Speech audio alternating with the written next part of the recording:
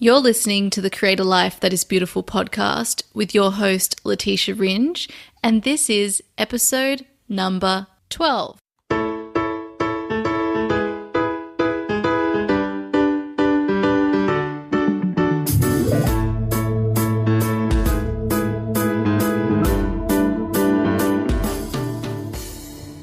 Hello, beautiful people, and welcome to episode number 12 on the Create a Life That Is Beautiful podcast.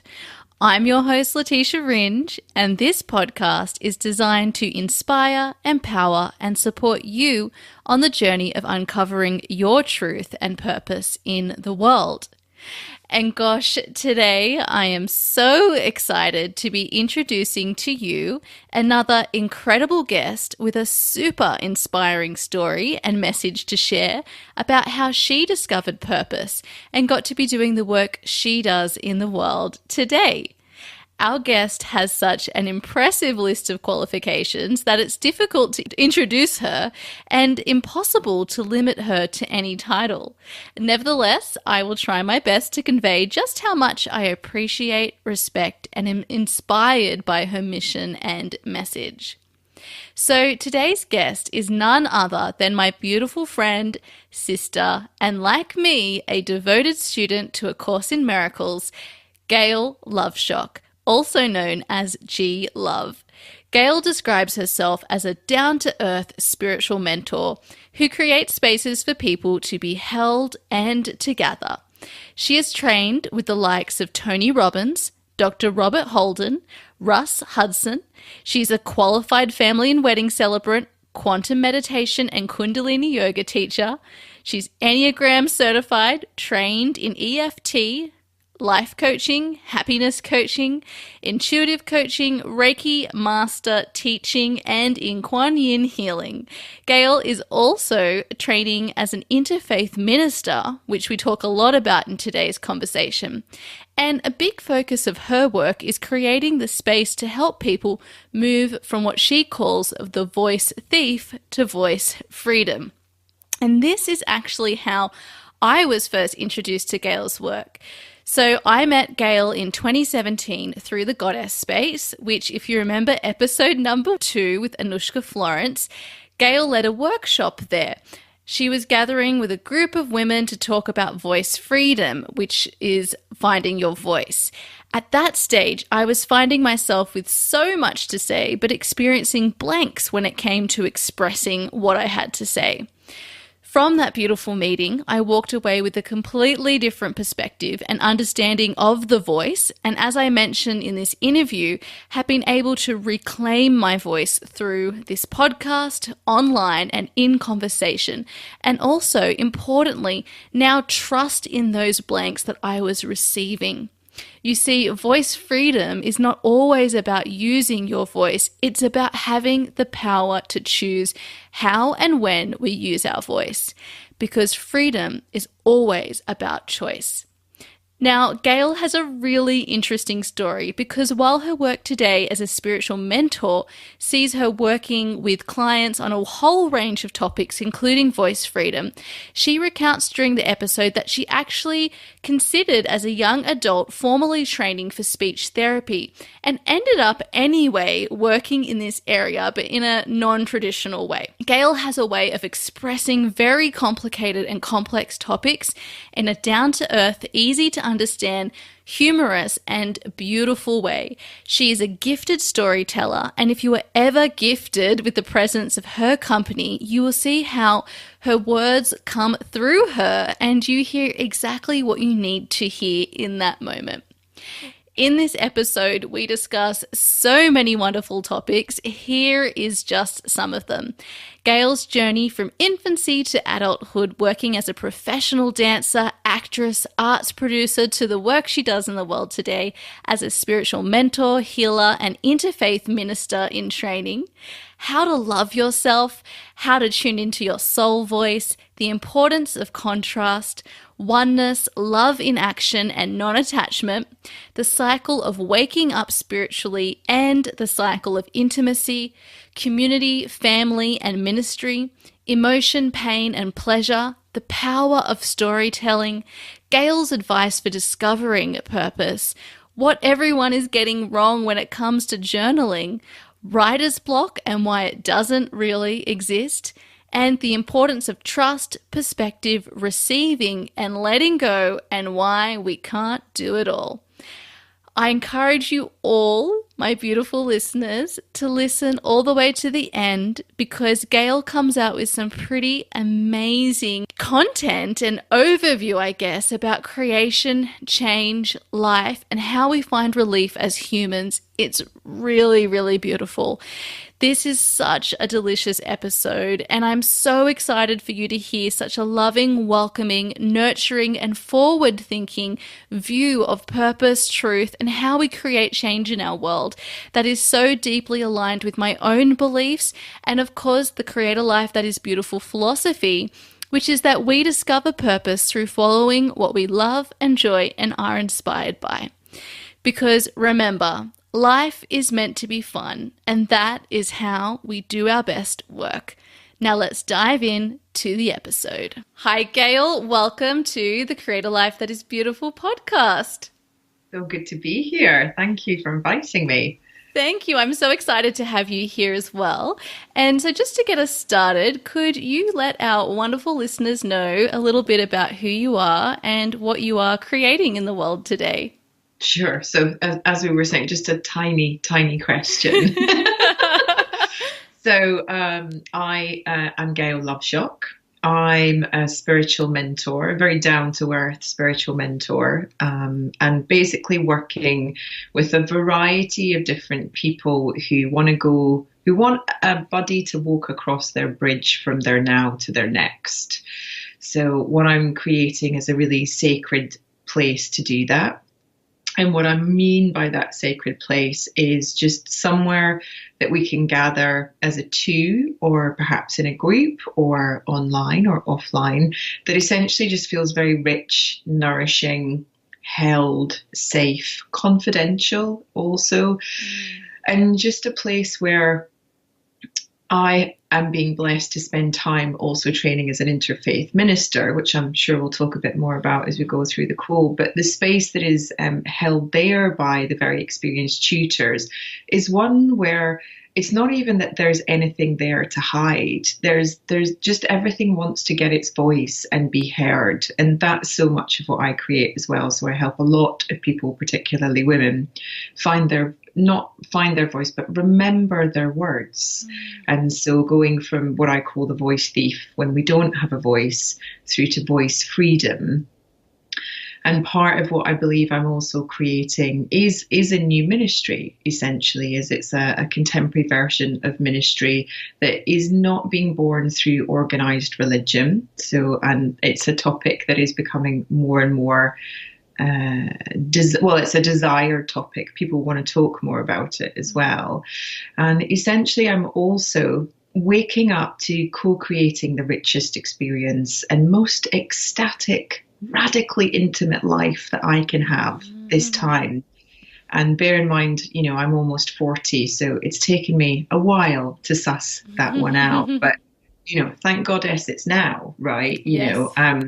I wouldn't have known how to do that at 20, but I had an inkling. I knew there was a something, but, I made lots of alternative choices, which took me down lots of different routes instead. But the thing about those different routes are they are the roots to my tree. They are the roots to my thickened trunk. So they were really important. They were really, really important, and none of them were wrong. And I think that's such an important part of what I'm creating as well, is that acceptance, that integration, and then that moving with as opposed to moving away from. So that's, I absolutely love how you've just described that integration and acceptance and moving with, because I think that's it's so easy when you make a big change in what you're creating in your life to regret the life you've lived up to that date, and really to be able to move on and in a way that feels free, we have to be able to love and accept ourselves fully. And that includes everything that's gotten us to this point today. Absolutely. And the big thing for me in my falling in like with myself in the first instance, because falling in love can, being with love, sitting with love, we use these phrases, falling in love, like it's somehow outside of us. And that's such a huge part of my own experience and the work that I do with a lot of people, this idea that love is not, it's not like it's over there, like a puddle that you're just, you might splash through accidentally. It's this idea of being with love. Sitting in love. What have you stood with love or stood in love? And that might begin with because you might have got yourself into a situation where you don't believe you know who you are anymore, which is very much, that lower nature, that small mind, Buddha would call it, or ego, Jung would call it. And so if those are the voices that have really gotten into your mind, and they're the ones that are chatting to you all the time, the soul voice, the heart mind, the higher nature, the soul self, that voice is like that, the sort of volume on that radio can often be turned down quite low. It's almost like the static in the background. And, in this journey that we're all here to experience is being able to have a practice, and we might refer to that as a spiritual practice, but that spiritual practice could be, going and throwing some bars around at CrossFit as much as it's sitting meditating, right? Whatever you're like, sweat, I think, is the best devotion that there is. Essentially, it's just, we've got to get everything moving. But the idea of, just being available for, when we use that language, what can you tune in? What can you tune out? Like that static that's at the back is often where the really juicy channel is. You know it ourselves when we're, if anyone, I have a digital radio showing my my generational space here. Classic FM in the bathroom and jazz in the kitchen, just so you know, listeners. But there's that idea that we've got to just be a little bit patient sometimes. And sometimes you need to move the radio, right? Sometimes you need to take it to a different location. Sometimes there is interference. Sometimes you can connect to the station. Sometimes you cannot. That's when you just know that. And then you just, so you switch the radio off and stop listening to all that noise. And then you go about your way. 9 times out of 10, what happens is we go and you switch the radio back on again. You're connected. The station is there. That is probably one of the most colloquial and easy to explain set of words, that we could bring to the table when we talk about, that being with again, tuning in, finding that station that's right for you, that one that nourishes you, that one that really feeds you, as opposed to that jagged sound, which really distresses you and kicks you, kind of away from who you are. So there's just that softness of, for me, that's what I mean by tuning in and tuning out often when I use that language. Yeah. And that's so interesting because it's also a tuning into yourself and away from the noise of everything that's around you, that is, other people, just beliefs that you've held as from childhood and from beyond. And it's, turning back into, well, what is that peaceful, calm, loving voice within me? And I think that's really a great description with the radio, because it's not that you are tuning out forever from these other voices. Like, we have to live and survive. And if you want to talk intuition and ego, the ego is always going to be there. It has a job to do, and it's there to keep us alive. And so we can tune into that voice, or we can tune into the intuition, but it's always, we need the contrast. Oh, absolutely. And contrast is such a great word. I mean, that I'm, a big fan of Jerry and Esther Hicks and all things Abraham magic. And if your listeners haven't, found any of that, then just get on YouTube and, listen to some extraordinary stuff, extraordinary stuff. Yeah. And it is when we use, and I love again that you're using that word contrast, because I think, I do think that we're becoming a bit spiritually lazy and a bit humanly lazy in terms of our language. So it's easy to use positive and negative. It's easy to use good and bad. It's easy to use hard and soft. But actually, if we think about that there are 4 layers to the ocean. That's the top layer. That's your snorkeling level, basically, where things might feel like that. When you get into the second layer, of the ocean, then that's where we start to deepen and lengthen the words that we're using in the language. So contrast, for example, it's neither good nor bad. It's simply a choice about which one suits you better in this moment, at this day. And I think that's very important, because interestingly, sometimes if I need to really focus on something, I'll listen to thrash metal so that I can purposely tune it out. And it takes me so much concentration to not hear it that it gets me into this really zen place, but it is so loud and barbaric and aggressive. And, like my beloved will just be like, for the love of God, Gail, pick another, you'll hear it through my headphones. And I'll be like, I've got to focus. And he's like, is there not another way? And I'm like, right now, no, there isn't, I'm going to try that. That sounds fantastic. But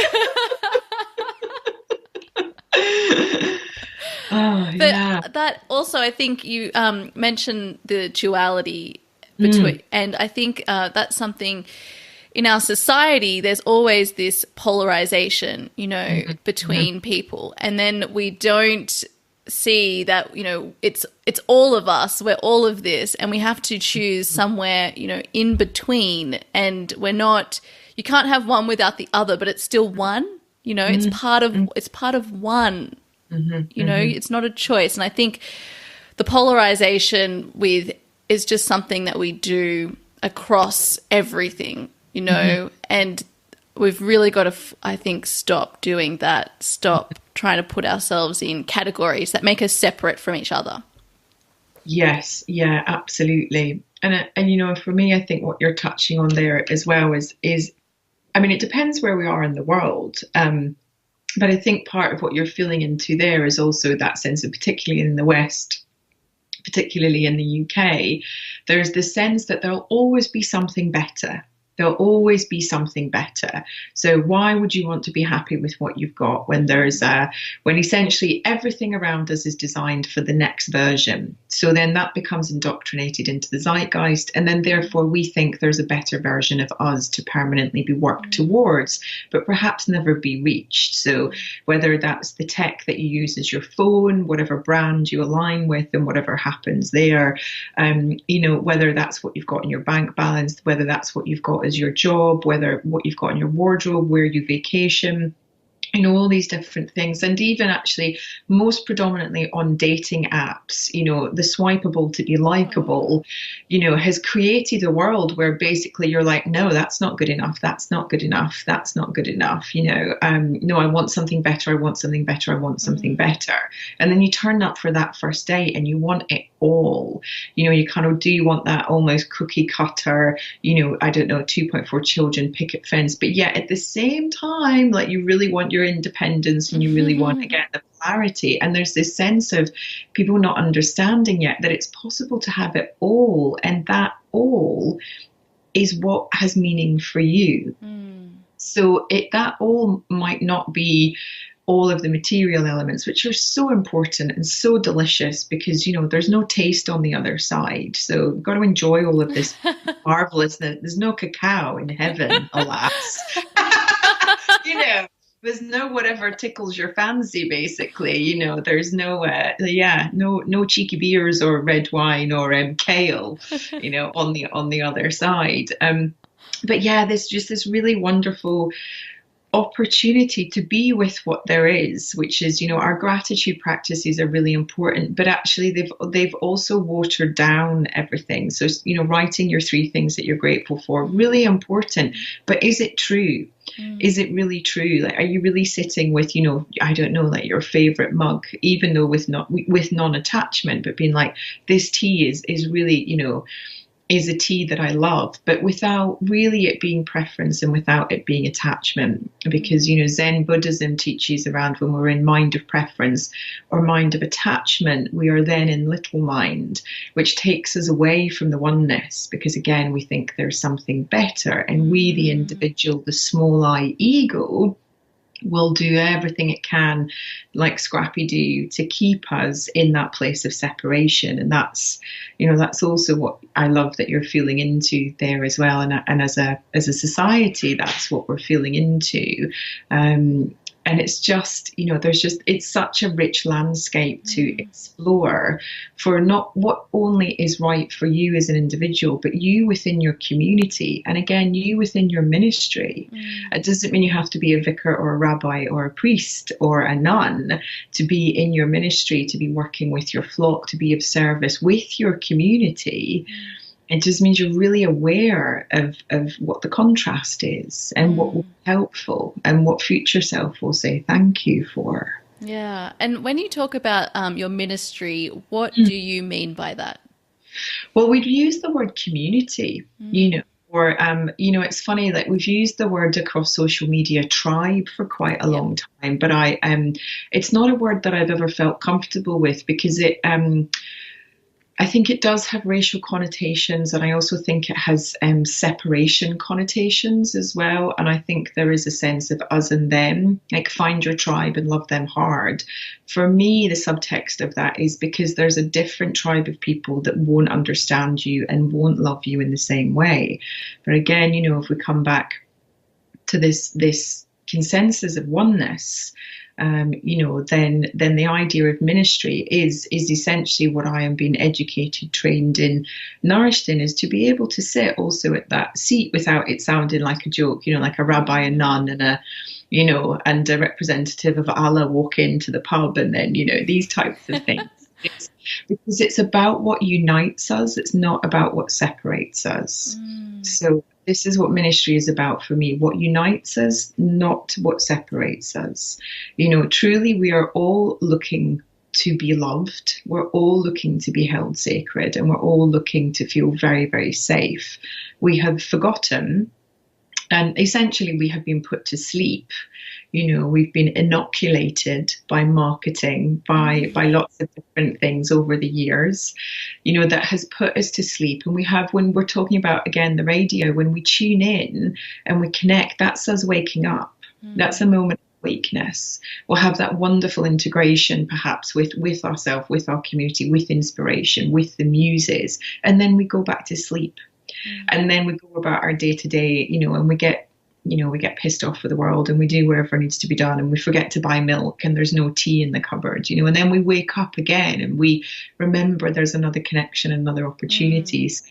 Ministry for me is really this wonderful opportunity as a woman, in 2018, to reclaim ministry, which was women's originally, many, many, many moons ago, as was the word, minister, as was the word temple, but for us to gather together, I'm really, the future is all of us. And so for me, it's really important that we do this as a whole family and as a whole species, because essentially that's, for me, that is the way that we'll get there, through compassionate living, through love in action, through soft front, strong back. Zen Buddhism, also Brené Brown, they're, it's interesting. Brené's really brought that language forward to us, that it is a devotion as part of a vow of social and love in action, Zen Buddhism, soft front, strong back. So we can go to the jungles of Calais and we can be with those people who spit, and who are angry and who are throwing down aggression because they feel like strangers are turning up into an environment that is misunderstood. And we can still be with compassion and sit down side by side and say, I have a sensation of me being here to help. How can I help? Is there anything I can do to help? Or is this making it worse for you? You tell me. No assumption, no presumption, no attachment. So really that's ministry, and it's very beginnings. It's very, very beginnings, these tiny little seeds that have all been planted. And what that will become, we'll see, we'll see. So that's so beautiful. You've given me so much to think about there. I really love that, but particularly that, the emphasis on oneness and avoiding that anything that could be separation. I think that's so important and so beautiful. And you touched on as well how these were also terms and positions that women held, some time ago. And I mean, we can go into that, but I think what would be really lovely is to talk about how, like, what were you always doing this work, or how did you come across this work? Well, I suppose the answer is yes and no. So I was born like this. I came in very intuitive, really all-knowing. As a tiny toddler, I used to just always want to hold people's faces and just look at them. You know, I had a real thing about people facing me, and I had a real thing about getting organized. Apparently, when I was 2, I sort of slapped my little hands on my knees and turned to my gran and said, "Let's get organized, Gran." And she was like, "Oh, okay." What are we doing, kid? And I was like, I don't know. Well, we're going to get organized, you know. So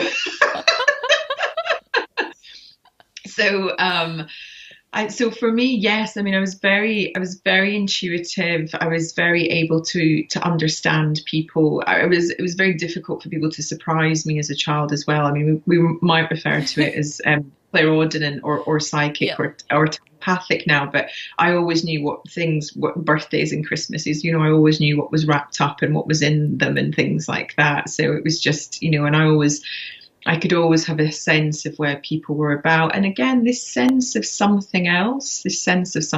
But as is often the way, we go to sleep, you know, puberty comes, adolescence comes. By then I'd really connected into the elements and the elementals, and I suppose we might refer to that as womancraft or you know, Wiccan, or even witchcraft or goddess craft in its sense, you know. But this idea of journaling, before anybody was talking about journaling, you know, at 13, burning rituals and of different things and vision boards and all of that. And then, yeah, sort of my actual path across probably the last 20 years is that, so I trained as a dancer and an actress, and then I came out and did quite a lot of performance around that. And then I became very interested in arts funding. So worked with a lot of charities. I was the deputy director of a lot of UK organisations. So I was director of a huge dance and performance project, the largest in Europe, and then I was deputy director for a huge governing body for dance, and I raised 9.2 million for culture. I was then a producer for London 2012. And then I was working as a freelance luxury producer, excuse me. So I was working and traveling the world and working with big brands, Graf Diamonds, Lamborghini, different phone companies, opening hotels, you know, all these sorts of things. So working also as a wedding coordinator and a wedding planner in amongst that, because it all tallies in. I was working with royalty and A-list celebrities and lots of different elements there. At the same time, I began my, what I think of as esoteric training, also about, you know, formalized training, if you will. So originally, you know, Reiki master teacher, emotional freedom technique, magnified healing, traditional coaching, life coaching, and then was also working with people like Tony Robbins, Dr. Robert Holden, and then just taking different dives into things, then into the Enneagram, then into happiness coaching, then into something else, and then working, really finding very specific mentors and teachers around the elders who I wanted to learn from, because not everything can be taught in a certifiable way, and that's really important. And that's also part of, although I'm in training both as a spiritual counselor and as a minister, and they are recognised to a certifying body with a legal system and etc. But actually, so much of what comes from that is the interaction with extraordinary teachers and elders. And so then I think it was only about 3 years ago or something like that. And I should also just say, and we won't go into it but just I had an unnecessarily amount of traumatic experiences and also accidents that were constant, almost like Kali alarm bell slaps around the face. Wake up, kid, you're on the wrong path. You're not supposed to be sitting, in government having conversations with the Department of Health, which was all really wonderful and what, kind of part of what I was doing. But you're supposed to really be out there gathering and working the way that you're supposed to. which is that therefore over the last few years then been this emergence of really, down to earth spirituality, spiritual direction and life strategy is how I've recently been speaking about it. And the language around it often changes. I mean, geez Louise, just, go to my Instagram bio once a week and you'll just be like, well, what does she think she is this week? Because again, there's no, we sort of need descriptions, but we don't need descriptions. But essentially it's, I'm here to help. For me, I'm really, excited about moving in May into my 40th year. I'm really excited about this idea of saging as opposed to aging, and I'm really interested in moving, through the goddess years into the crone years and being available now as our more awakened generations come through, which we're seeing in every direction, to evolve into, that elder, that sage state over the next, 20, 30, 40 years, goddess willing, if not more, to just, again, to be in this place of being able to guide, to gift, to help people tune their radios in, to get them from their now to their next, to walk with them into the great unknown, into the great mystery. So yes, in part, I've been like this, and the other, and I did shut things down. And what I mean by that is I ignored my talents and, ignored things that were going on, which just always led to more heartache, essentially. And now I'm very much in deep relationship with my own craft and what that means and how I work, and how we call that. It doesn't, to me, that doesn't matter so much, but essentially, I will see things before you do. I won't always tell you what they are. It's not for me to answer what your path will look like, but it is definitely for me to sit with you and be like, hey, I love this first quarter of your spiritual map. How's that worked out? Do we want to look at what the next 2 centimeters of that are? Great. A millimeter. Okay, a millimeter. Great. Or do you want to reflect on the path trod? And it's also, the Knights of the Round Table, when they went to find the Holy Grail, they were told not to take the path already trod into the forest. They were guided by Merlin. They were guided, by the great beings to take an untrod path. So that for me is also where I sit. I sit in the untrod path at the crossroads of you, and then together we'll work out which direction we go in for now, because none of them are wrong. Yeah. None of them are wrong. As we said earlier, no route is wrong. It will power your trunk so that you can bear all that fruit every single, summer season, every single summer season of your life, so that you're nourished, nurtured, connected, loved, awake, in connection, in communion. And again, just making this space that there is even between you and I here for this great mystery of who knows what it is, because we don't need to. It's not, again, it's not our job. All we can do is say what God is not. We cannot say what it is. It's not our job. That's so interesting. And I think that's so important with when we're doing anything that's uncertain, which if anyone has a calling to do something different to what they're doing, it's also painful in a lot of ways too, because it's asking us, to leave behind what we know and what's certain and to walk into the unknown potentially. And that's why what you're creating and being there for people to walk with them through that process is so beautiful. And I just think that work is so valuable because it is super frightening, and it's enough to make people not take that first step. Absolutely. And waking up is painful. Even this, I've had a weekend of Minister Magic School, as I call it, just behind us. And I think I cried for most of the weekend because I knew I had to wake up, and it's not always easy. It's just not. And that crying isn't again, it's neither a good nor a bad thing. It's just the body being able to express that there is some fear, because what what will happen if I don't live my life? I mean, and what's absolutely delicious about that course, and I'm really trying to work out how to incorporate it into sort of like my own literature, is that before you join, and in the books, you know, it says, you know, this course is perilous to your life as you know it. And it's so true. You know, One Spirit Interfaith Ministry is perilous to your life as you know it, because it's not going to stay the same. And isn't that glorious? You know, isn't that glorious? But here's the thing about pain. 9 times out of 10, we are already in pain.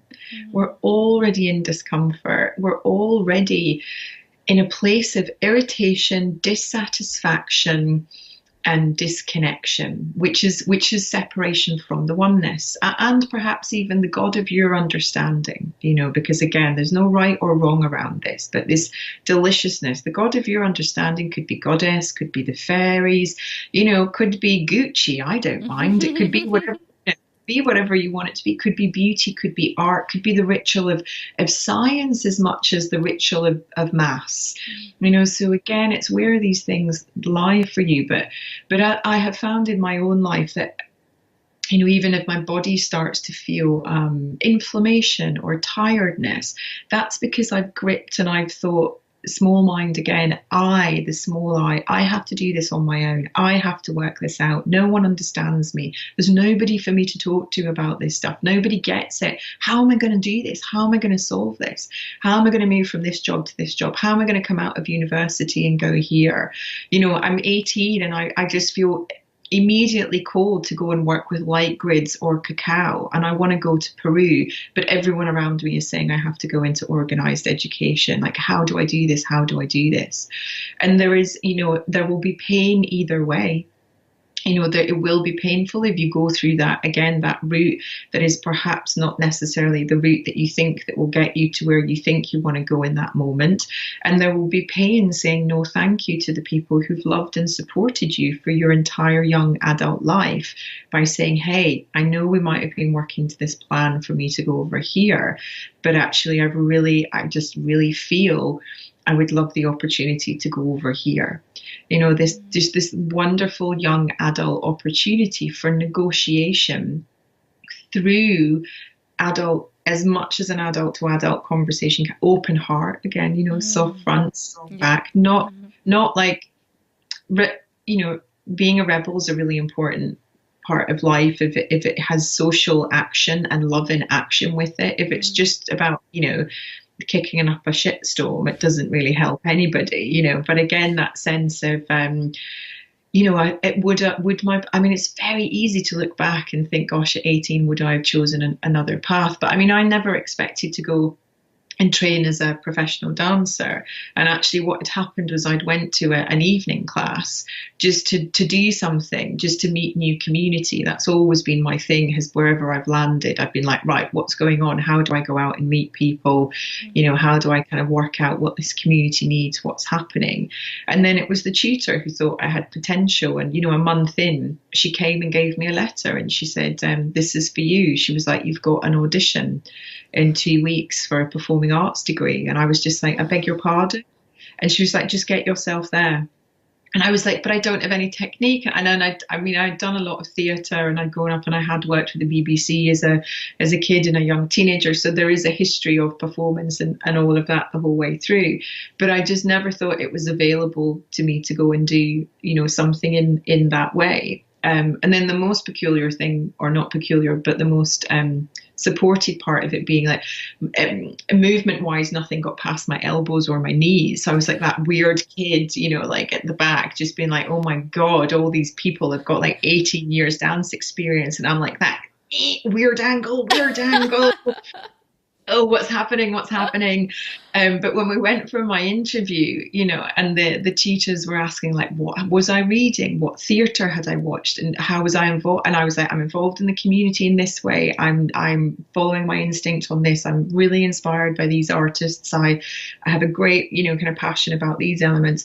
And somehow that day they took me to the administration office and they offered me a spot there and then. And so then that September, then that was me packing my bags and heading off to university to study something that I didn't see, didn't necessarily understand how I got there or how it had happened.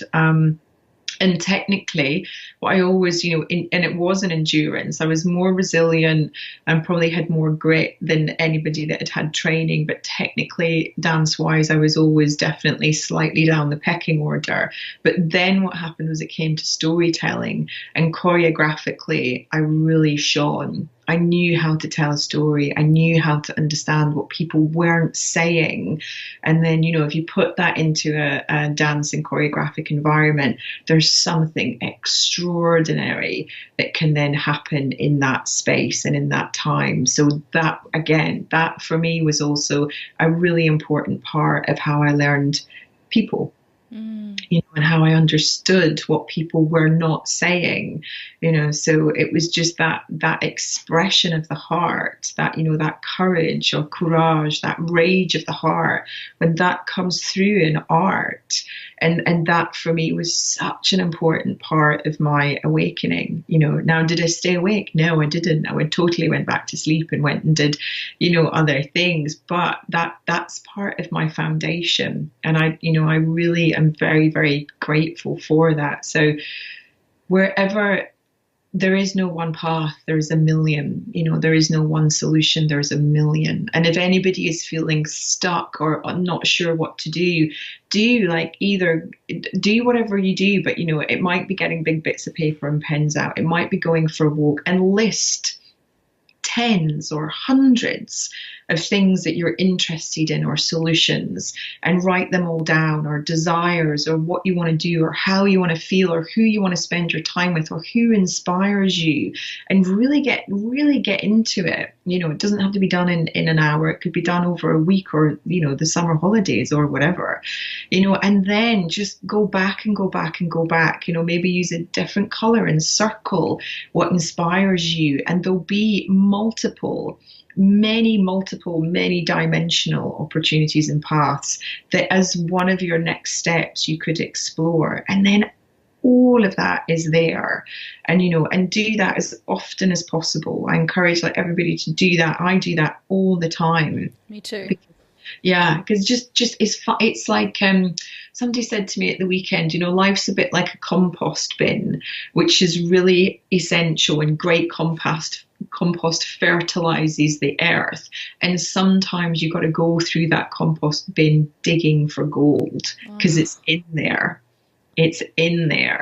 And isn't that just so rich? I love that. Exactly. And because there's so many, it can be simple things as well, and that's, if we talk about joy, if you start looking about what actually brings you joy in your life, it can be, sitting on your favorite chair with your favorite pair of pajamas, with a beautiful cup of tea, reading a book, that brings you joy. And so if you look at these even simple things in your life and what you like doing on a day-to-day basis, if you could do anything, it doesn't need to be these really big things. There's so much to be gained. And also looking back as a child, what you love doing, I think that's always one of my biggest tips is, what did you love doing as a child? Because chances are nothing's changed. It's so true. It's so true.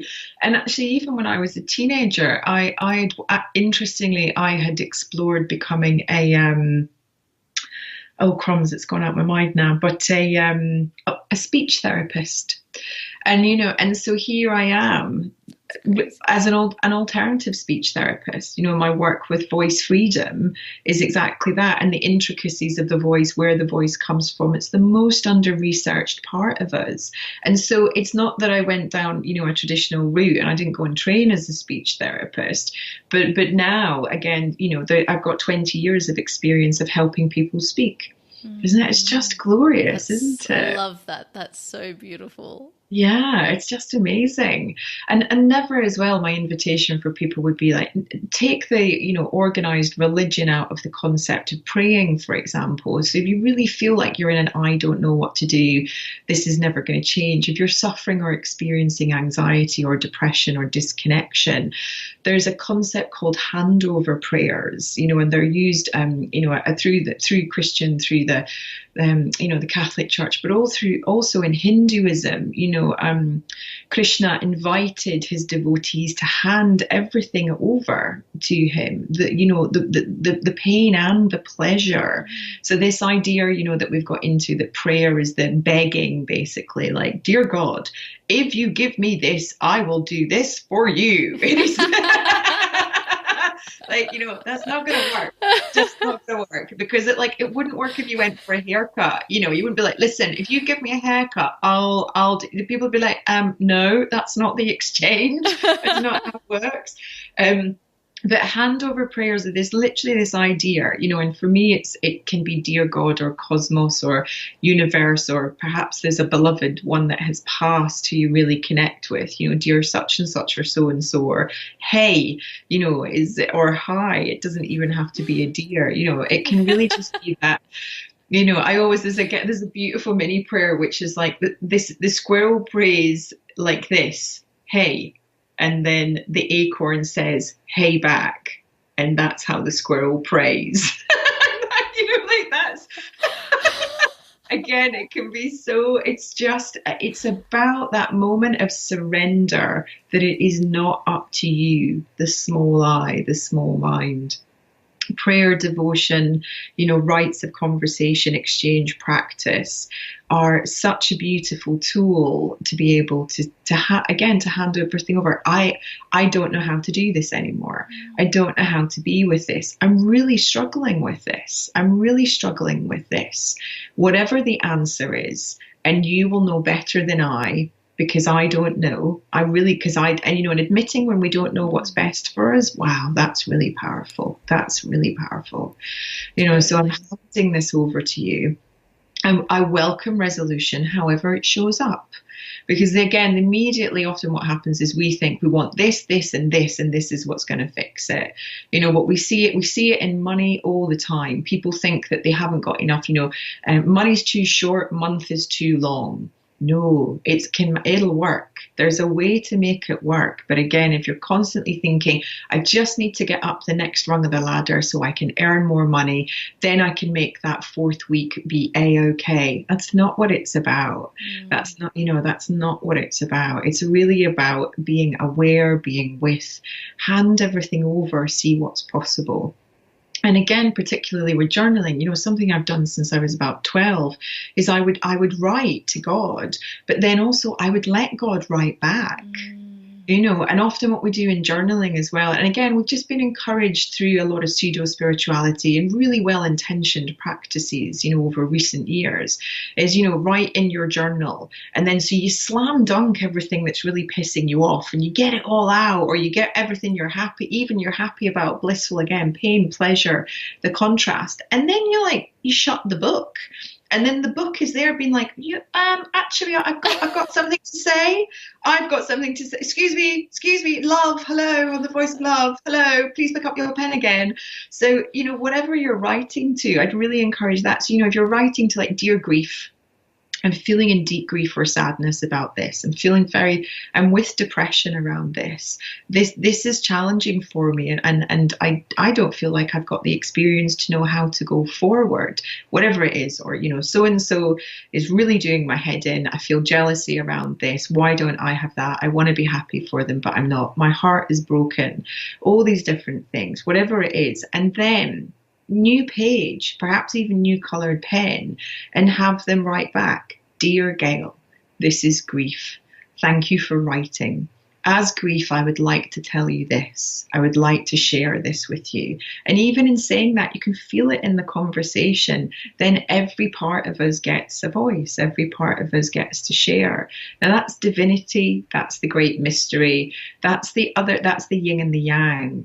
That's the contrast. But we're shutting ourselves off constantly with almost one part of the practice. So in a peculiar way, we're giving, giving, giving, giving, giving, even in the handover prayers as a giving.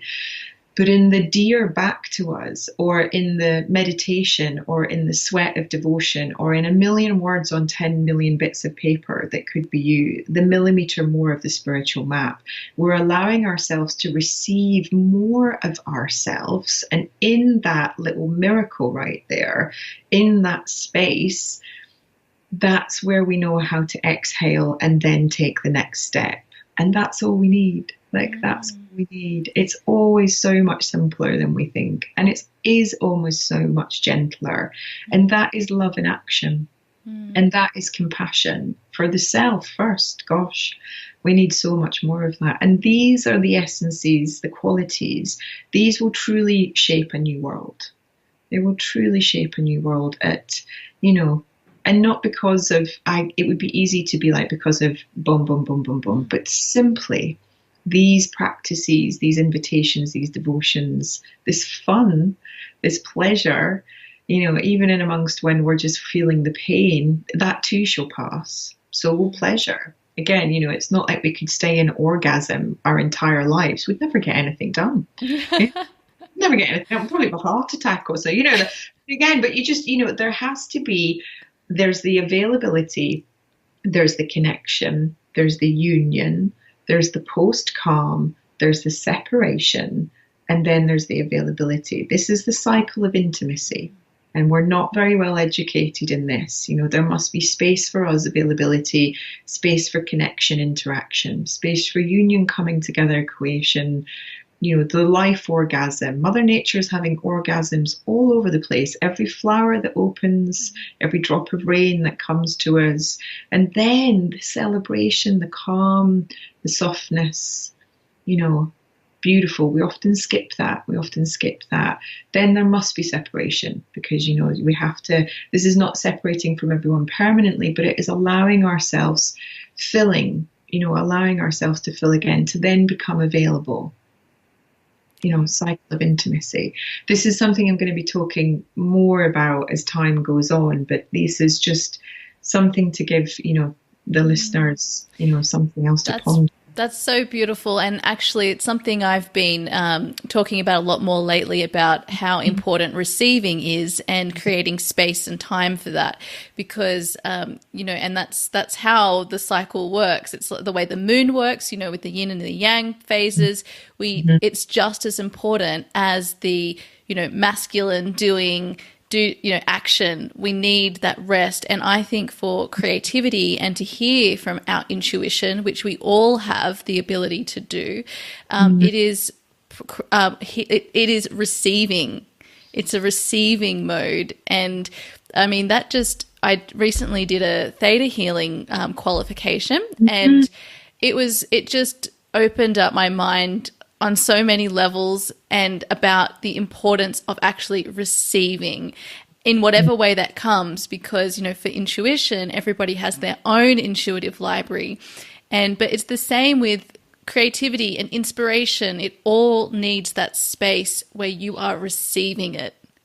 Absolutely. And it's so true. And theta is such a great healing modality as well. So I love that you're being an instrument for that. Yeah. And truly that's what we can all be. And that really, for me as well, one of my morning practices is when I wake up. So my most recent morning practices, of which they do vary and they do change, but something in terms of us circling back to the self-like and self-love is when I wake in the morning, I say, good morning. I choose you, you know, I choose you, and that, you know, or I choose me.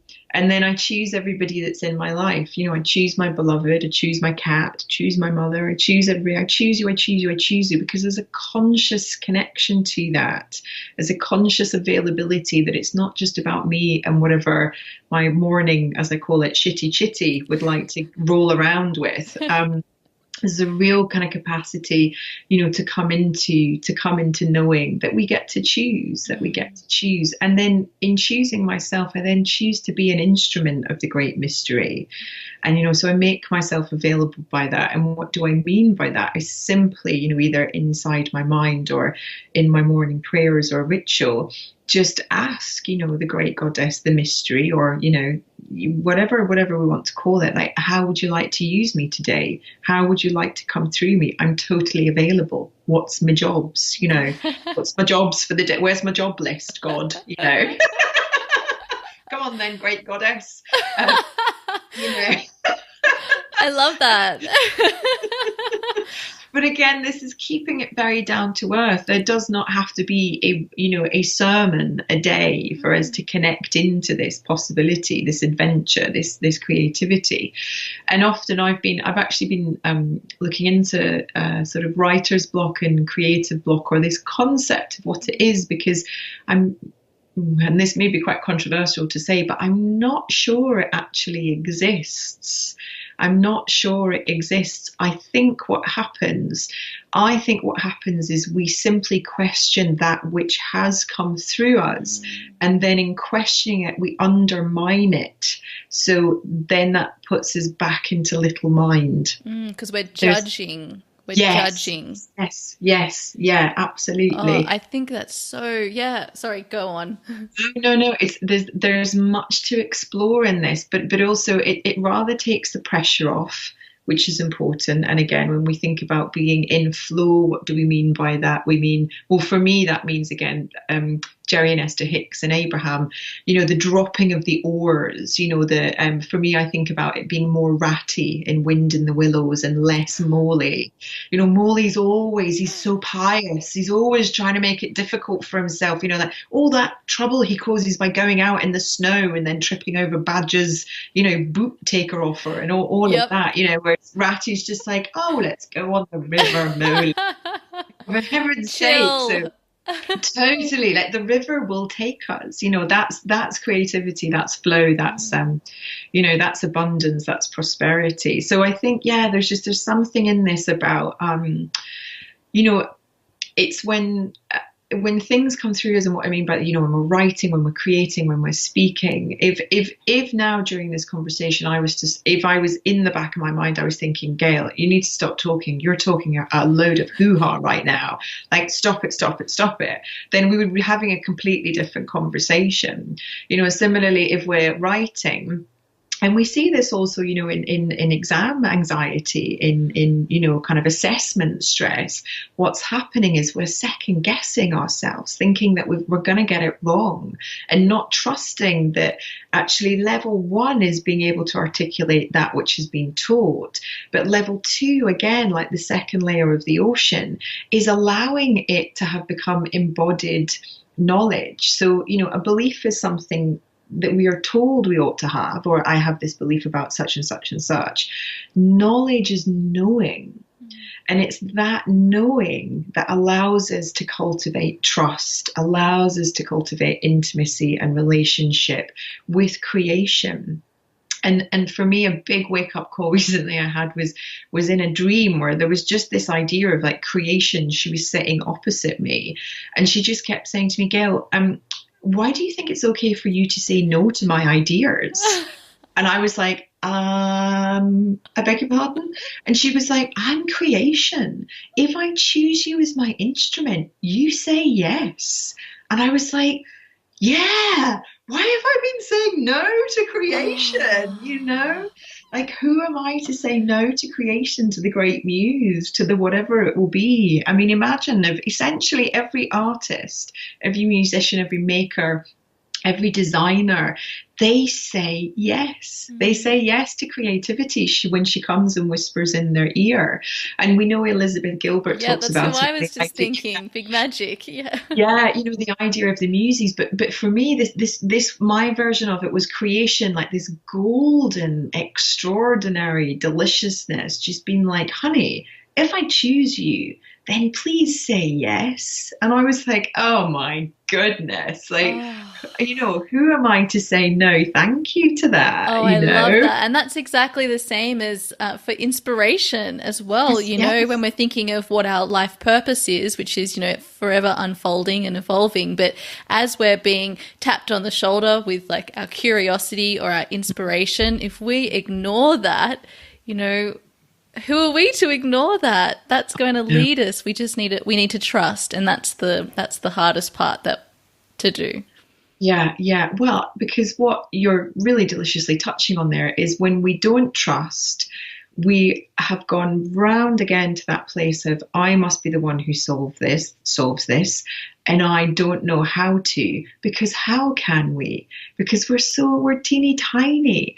It's, again, it's like when Moses went to the top of the mount and asked to see God and to hold all of God, God said no, because Moses was teeny tiny. And one of us cannot hold all of creation. We just go poof. We just, we cannot. We can hold our part of it. We can hold our part of it. And what's beautiful in the Torah and in the Jewish faith, even God shrunk to create humanity. Isn't that beautiful? So the cosmos shrunk to make way for the holy children, which is all of us. So beautiful. Yes. And then every one of us has our purpose of bringing our light back to God. And that's what it's about. I can't possibly go and gather however many people we are on the planet, like 8 billion. I can't carry 8 billion people's worth of light. I can just carry Gail Loveshock's light. And even then, I don't do that very well some days. Because we're human. Because we are, and as, one of my teachers, Megan Waterson talks about, we're 100% human and we're 100% divine. It's, we're not one or the other. We are both, we're wholly human and we're wholly divine. And there's such a freedom in that. So again, when we talk about trust that's very ambiguous. Well, what am I trusting? What are you asking me to trust? I don't know. I might be quite young. I don't have a lot of life experience. How can I trust myself? Every time I make a decision, small I, something goes wrong. Life is now beating me up in a lot of pain lessons, or, that person's got more and I think I want it. But again, coming back to, if my purpose is simply to show up as a full expression of my life, and by the way, that is what I think each of our purposes is, to show up as a full expression, simply of ourselves. If I am to beam like the sun, if I am to say yes to creation, however she or he holds up, if I am to follow these little paths, if I'm to drop the oars like Ratty, if I'm to discover that there is a oneness, that there is a God of my understanding, that there are practices where something can write back to me through my own hand. When I wake up in the morning, I get to choose myself and everyone around me. And therefore, if there are people, things, situations that are around me which do not work on my sense of the bit of the spiritual map that I can just see right now, I could change that. And there are people in the world who could help me do that. And all I have to do is wake up and take an inhale and someone will hold me for the exhale, because that's what creation is. I mean, that right there, again, is how we remember that what we are is these incredible, radiant, delicious human beings. This one great life. Alas, we are not going to be vampires necessarily. We don't have 1,500 years. We might have 100. This is the wake up, wake up, wake up, wake up, wake up. And it makes us sad and emotional, because it's the truth of waking up. It is the pain of knowing that we must wake up to so much more than we could ever imagine.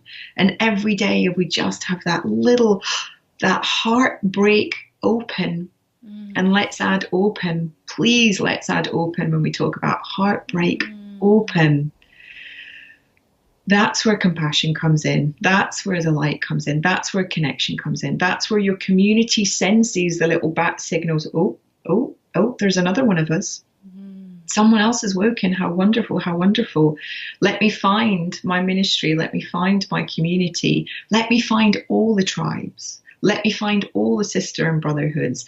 Let me find the similarities and just help me understand how to not focus on the differences, because that's not where the healing lies. That's not where the shift lies. Let me be reminded, I too am a creature of creation. And that for me is if I can even do a droplet of that, a pipette a day, I will have lived a good life. I will have lived a good life, and and that is my invitation for anybody who is in and of the world, who hears this, who connects with me or connects with other people. This is our now ministry. This is what it means to be in communion with love.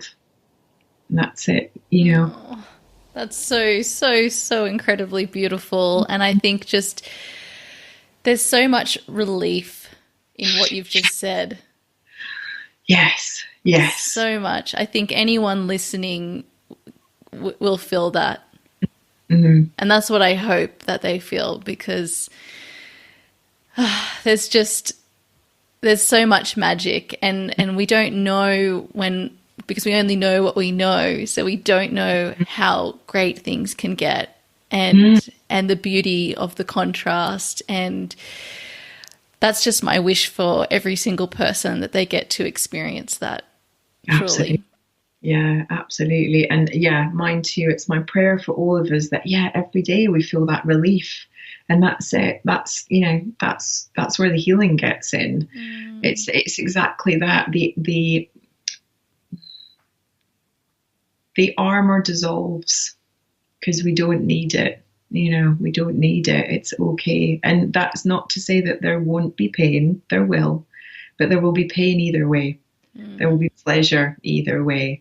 And the trick of the growth is to cultivate the soil which is gonna make that all okay for you, and knowing that it will pass. Knowing that it will all be okay, and knowing that, again, none of us are alone.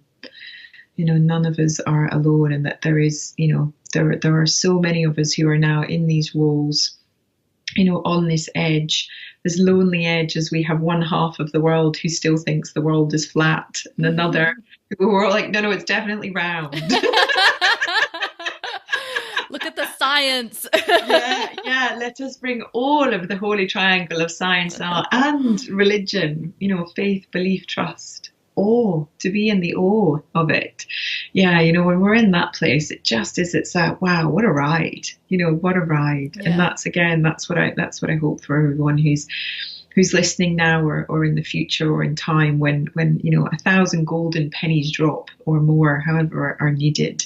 But I wish everybody great peace, great softness, and so much fun. So much fun as well along the way.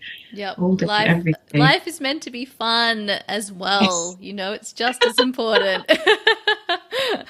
Make time for fun, guys. Absolutely. Yeah. Oh, well, thank you so much. I think this is a really beautiful place to end. And I mean, there's just so much in here that I know will help our people listening. And I just want to really, really thank you for your work, because you personally really helped me in finding my voice. That was how I first was introduced to you. And there was so much power in also learning from you that, to trust in the silence that was coming up. And I feel like I've really found my voice, and I really do. I feel just so grateful for you for what you gave me, and thank you so much for being here. Oh my gosh, you're so welcome, and thank you, and may that voice speak to many, many souls along the way as well. So it's been an absolute pleasure. Thank you. So there it is, my friends. If you listened all the way to the end, well done. And I know you were probably feeling super inspired after listening to that incredible, beautiful, and so delicious interview with Gail Loveshock. I absolutely agree that we cannot expect as humans to be able to fully see and comprehend the meaning of life and our part in it without learning to trust, receive, and listen for guidance. I also am so aligned with Gail and her idea about community and ministry. One of my pet peeves in life actually is excluding people and dividing ourselves up. This is all about fear, in my opinion, and I always want to offer a welcoming space for all. We all have such incredible stories to share. We can all learn from each other, and I agree that the future is us, and we cannot do it all ourselves. So let me know what your thoughts are on this episode and the issues raised, and come and chat to both Gail and I. We would love to hear from you. You can learn more about Gail and her work over at gailschock.love, and that's GAILSCHOCK, and connect with Gail on Instagram at Gail_Loveshock. You can find the show notes for this episode at www.leticiaringe.com/G-love. And if you are someone who resonates with the Create a Life That Is Beautiful philosophy when it comes to finding your purpose, I invite you to sign up for my weekly newsletter. I send you a little note every Sunday with a tool, resource, or inspiration to help you create a life you love, enjoy, and are inspired by, and to discover and show up for your purpose. When you sign up, you also get access to my 21 actions to help you create a life you love, enjoy, and are inspired by, which I believe are the foundations for discovering your purpose. I also want to let you know that I am now opening up my books for another 6 clients to work with me on a one-to-one basis, which you can find out more about at www.leticiaringe.com/coaching. In particular, I work with clients on, number 1, discovering work that you love, enjoy, and are inspired by, which I believe is purpose. And number 2, showing up for that purpose. So things like mindset and overcoming buffers, creating the right environment to succeed, etc., etc. So you can also come and hang out with me on Instagram at Create a Life That Is Beautiful, or on Facebook at Leticia Ringe. Now, as for me, I have been MIA on all social media for the past week, as I have taken the time to enjoy, slow down, and be present for a number of family celebrations, including my sister's wedding, and finally celebrating my engagement to Lou with some of my friends and family here in Sydney. This weekend, I will be enjoying the long Easter weekend in Sydney also, and I want to wish you all a very happy and safe Easter weekend. I will be back next week with another inspiring episode for you all, and in the meantime, as always, I ask if this podcast is providing you with any value, please make sure you leave a review on iTunes, share it with anyone you think might resonate, and get in touch to let me know what you love. Have a wonderful week, my friends, and see you next week for another episode to help you unlock your truth and purpose.